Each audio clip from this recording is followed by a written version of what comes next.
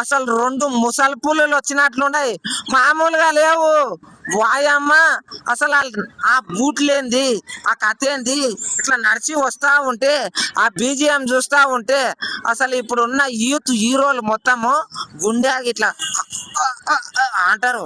అసలు అవతల ఒక 1000 కోట్ల పీసు, యువతల ఒక 1000 కోట్ల పీసు, రెండు ఐటమ్స్ కలిస్తే 2000 కోట్ల ఐటమ్స్ వస్తున్నాయి అన్నట్లా ఉంది అబ్బా. నిజంగా అంటే బాబా లుక్స్ మాత్రము అదుర్సు. రజనీకాంత్ సార్ స్టైల్ మాత్రము ఎంత వయసు వచ్చినా మారది. ఇగో నేనైతే కాలేజ్కి పోయేటప్పుడు నా కడుపు గిట్ల లోపలికి ఇప్పుడేమో నా కడుపు గిత్త అయింది. అరే నీ అమ్మ గోల్లేంది అసలు, ఇంత ఏజ్ వచ్చినా కూడా మాకన్నా ఇట్లా ఉండరు కానీ మాలాక కాకొచ్చిండ్రు.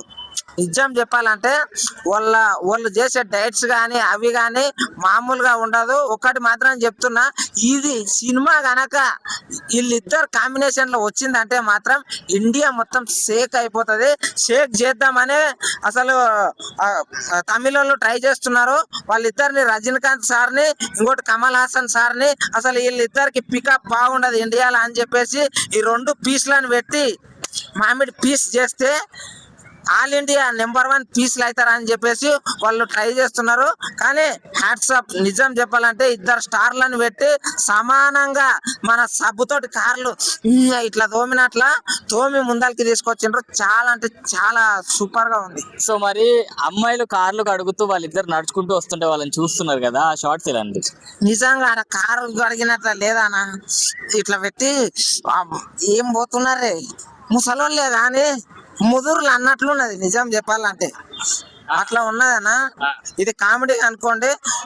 వాళ్ళ యాక్టింగ్ కానీ వాళ్ళు అసలు యాక్టింగ్ చేసే డైలాగ్ చెప్పేది అవసరమే లేదన్న. నిజం చెప్పాలంటే వాళ్ళు ఖాళీ నడిచి వస్తే అంతే చాలనా, అంతే కలాస్, మొత్తం ఇండియా షేక్ అయిపోతుంది. సో లాస్ట్ లో కమల్ హాసన్ గారు ఒక డైలాగ్ వేశారనమాట. డైరెక్టర్ ని, మ్యూజిక్ డైరెక్టర్ ని క్వశ్చన్ వేశారు, హీరో ఎవరు అని చెప్పి. సో మీ పరంగా హీరో ఎవరు? మరి ఇంకేందానా, అన్ని తెలిసి ఆలుగడ్డ ల్యాండ్ అన్నిందంట పక్కనే పెట్టుకొని అట్లా ఉండదు. ఆనే ఉండదు రెండు సింహాలు ఆలుగడ్డలు. ఆ ఆలుగడ్డలు తీసుకొని పడపడ కోసింత ఫ్రై చేసి అందరికి ఆల్ ఇండియాకి పెట్టకుండా ఈ మనిషి ఎవరు హీరో అని అంటే మరి దుంపగడ్డల్లాగా ఊకుంటారే. ఒకటి బ్రేక్ దొక్కితేనంటే, బ్రేక్ కాదు రేస్ దొక్కితేనంటే దెబ్బకు పోయింది, పనులు ఇరిగిటాయి లోపల డైరెక్టర్ కి. సో అనిరుద్ గారి బీజిఎం ఎలా అనిపించింది? చాలా అంటే చాలా సూపర్ గా అనిపించింది అన్న. ఆ బ్యానర్ ఎవరో గానీ, ఆ ప్రొడ్యూసర్ ఎవరో గానీ పైసలు మాత్రము పెట్టుకోనికే గెస్ట్ హౌస్ సరిపోవు అని చెప్తున్నా నేను ఈ సినిమాతో. ఎస్. రజనీకాంత్ గారు మన టాలీవుడ్ లో కూడా ఇట్లా ఒక 3 పీసులు ఉన్నాయి. ఏమేమి అంటే ఒక మెగాస్టార్, ఒక మన బాలయ్య, ఒకటేమో మన నాగార్జున, 4 పీసులు సారీ, ఇంకొకటేమో వెంకటేష్ సార్.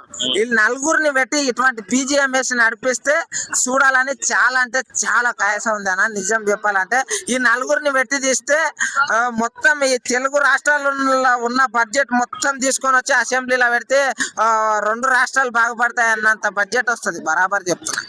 జై హింద్.